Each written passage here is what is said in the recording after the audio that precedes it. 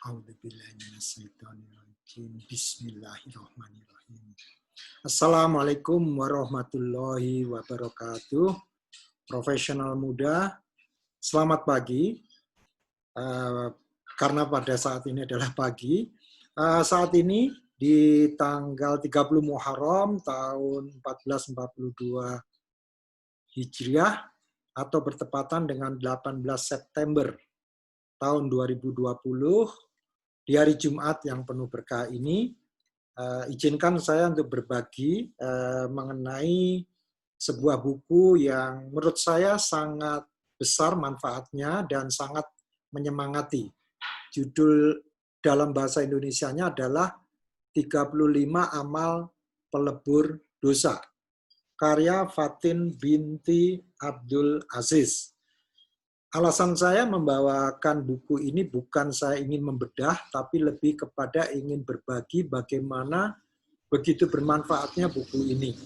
Karena menurut saya isinya sangat menyemangati, karena singkat, hanya 98 halaman, tipis, cukup murah, harganya kalau nggak salah antara 13 hingga 15.000 per eksemplarnya. Saya lupa tepatnya.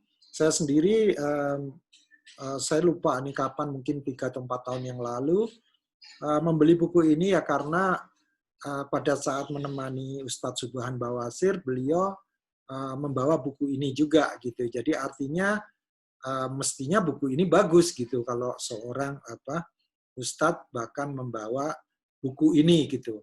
Dan ketika saya beli ternyata memang bagus sekali isinya. Yang ada di saya ini adalah terbitan Darul Haq. Saya bukan mempromosikan penerbit karena saya juga bukan penjual buku atau berafiliasi dengan penerbit, tapi karena memang yang ada di tangan saya adalah dari Darul Haq. Adapun judul aslinya adalah Khamsah wa Salasuna Sababan li Gufron Az-Zunub fi Daul Alkitab wa As-Sunnah, yang diterjemahkan dalam bahasa Indonesia menjadi 35 amal pelebur dosa. Nah, kenapa saya anggap ini sangat bermanfaat? Karena setiap amal itu dituliskan secara sederhana, dilengkapi dengan dalil-dalilnya, baik dari Al-Quran maupun dari hadis, dan ada beberapa hal yang mungkin bagi kita kelihatannya remeh, tapi sebetulnya kalau kita tahu, ini akan menyemangati kita untuk melaksanakannya dengan khusyuk, ya, karena ternyata manfaatnya luar biasa, mengampuni dosa. Ya. Nah, saya akan bacakan dulu daftar isinya biar teman-teman ada sedikit gambaran mengenai buku ini, dan harapan saya Anda juga membeli, bukan promosi ya, karena memang bagus buku ini. Daftar isinya adalah renungan, kemudian cermin, daftar isi, kata pengantar. Kemudian barulah masuk ke amalan-amalannya di sini. Amal ke-1, masuk Islam. Amal kedua, bertakwa kepada Allah Subhanahu wa Ta'ala. Amal ketiga, mengikuti Rasulullah Shallallahu Alaihi Wasallam. Amal keempat, takut kepada Allah Subhanahu wa Ta'ala. Amal kelima, menjauhi dosa-dosa besar. Amal keenam, iman dan amal soleh. Amal ketujuh, beriman dan berjihad dengan harta dan jiwa. Amal kedelapan, sedekah dan infak di jalan Allah Subhanahu wa Ta'ala.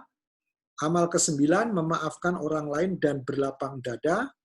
Amal ke-10, menyingkirkan sesuatu yang membahayakan di tengah jalan. Amal ke-11, menyayangi binatang. Amal ke-12, taubat. Amal ke-13, istighfar. Amal ke-14, pelaksanaan hukum Allah Subhanahu wa Ta'ala. Amal ke-15, musibah yang menimpa seorang muslim. Amal ke-16, berwudu. Amal ke-17, berwudu lalu melaksanakan sholat. Amal ke-18, melangkahkan kaki untuk mengerjakan sholat. Amal ke-19, sholat fardu. Amal ke-20, menunggu waktu sholat. Amal ke-21 mengucapkan Robbana walakal hamdu. Amal ke-22 mengucapkan amin dalam sholat jamaah.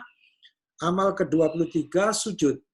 Amal ke-24 sholat Jumat dan bersiap-siap untuk melaksanakannya. Amal ke-25 menjawab azan dan berdoa setelahnya. Amal ke-26 sedekah, amar ma'ruf dan nahi mungkar. Amal ke-27 puasa Ramadan. Amal ke-28 sholat tarawih. Amal ke-29 sholat pada malam Lailatul Qadar. Amal ke-30 haji. Amal ke-31 umroh. Amal ke-32 duduk di majelis zikir. Amal ke-33 mengucapkan la ilaha illallah. Amal ke-34 mengucapkan subhanallah wa bihamdih. Amal ke-35 bertasbih. Kemudian daftar pustaka di halaman terakhir. Nah, ini semua ada 35 amalan yang kalau Anda simak satu persatu, ada yang sifatnya sangat mudah sebetulnya. Misalnya, mengucapkan amin. Apa sih susahnya mengucapkan amin dalam sholat jamaah gitu ya. Jadi ini semua amal yang mudah kita lakukan. Bayangkan ya, hanya mengucapkan amin saja sudah mendapatkan suatu pahala, yaitu menghapus dosa. Nah, saya akan coba aja baca langsung ke amalan nomor 22, yaitu mengucapkan amin, dan ternyata dijelaskan cukup satu halaman.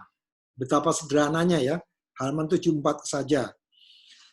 Dari Abu Hurairah bahwasanya Rasulullah Shallallahu Alaihi Wasallam bersabda, yang artinya apabila imam mengucapkan amin, maka ucapkanlah amin. Karena barang siapa yang ucapan aminnya bersamaan dengan ucapan aminnya malaikat, maka diampuni dosa-dosanya yang telah lalu. Ibnu Syihab berkata bahwasanya Rasulullah Shallallahu Alaihi Wasallam mengatakan amin. Hadis riwayat Al-Bukhari. Ini merupakan dalilnya teman-teman. Jadi ada hadis yang memperkuat bahwa ucapan amin itu memberikan kita atau Allah memberikan ampunan atas dosa-dosa kita yang telah lalu. Ya, jadi ini luar biasa sekali. Tentu juga ada amalan yang perlu usaha dan doa dan biaya yang besar, misalkan haji di amalan ke-30. Ya, tapi juga haji pun kita niatkan sudah, artinya benar-benar kita berniat, kemudian kita kena pandemi, insya Allah tetap mendapatkan pahala. Tentu bila kita benar-benar niat dan sudah meluangkan uang ya, menabung gitu ya untuk ke sana gitu. Walau alam bisawab, jadi ini mengenai haji tadi. Juga amalan-amalan sebetulnya sudah menjadi kewajiban kita sebagai seorang muslim, yaitu sholat fardu, ayat amalan ke-19 di sini. Jadi luar biasa sekali, termasuk juga yang cukup mudah adalah mengucapkan la ilaha illallah. Apa sih susahnya? Dan hanya mengucapkan itu seolah-olah kan sangat mudah ya sebetulnya la ilaha illallah ini. Kalaupun kita sedang berjalan, sedang duduk, sedang apapun gitu, kecuali di toilet, kenapa kita nggak mengucapkan la ilaha illallah? Karena menghapus dosa. Ya, ini ada di halaman 92 dengan segala macam istilahnya dalil-dalilnya. Ya, jadi ini juga diuraikan cukup ada 2 halaman di 92 dan halaman 93. Saya nggak membahas secara tuntas mengenai isi masing-masing, tapi saya senang sekali membaca buku ini dan ya alhamdulillah saya sudah membaca semua walaupun nggak hafal ya. Jadi kalau ditanya apa saja saya bahkan lupa, tapi insya Allah dengan kita membaca ini dan kemudian meletakkan buku ini di meja gitu, setiap saat kita bisa mengamalkannya karena kita diingatkan. Termasuk di sini ada berwudu di amalan ke-16 ya. Jadi artinya berwudu ternyata memang diperlukan untuk sholat ya, tapi ternyata menjaga wudu atau begitu batal kita wudu lagi itu luar biasa Ya, faedahnya untuk berwudu itu luar biasa. Bahkan nanti di hari akhirat kita akan bercahaya. Ya, jadi kalau Anda sering berwudu, artinya sering berwudu adalah selalu menjaga wudu. Begitu batal berwudu lagi, maka nanti di hari akhir, di akhirat, itu bagian-bagian yang kita usap pada saat kita berwudu, itu bercahaya. Walau alam bisawab. Demikian yang bisa saya sampaikan mengenai buku 35 Amal Pelebur Dosa yang sebetulnya sangat-sangat simple dan kecil bukunya, walaupun bukan buku saku. Dan saya sarankan setelah Anda baca, Anda senang, Anda beli beberapa eksemplar, Anda bagikan ke teman-teman. Karena siapa tahu ini bisa memberikan manfaat. Yang jelas pasti bermanfaat. Siapa tahu ini bisa membuat teman-teman Anda hijrah ke jalan yang benar. Demikian yang bisa saya sampaikan. Saya tutup dengan doa kafaratul majelis. Subhanakallahumma wa bihamdika ashadu alla ilaha illa anta astaghfiruka wa atubu ilaih. Wassalamualaikum warahmatullahi wabarakatuh.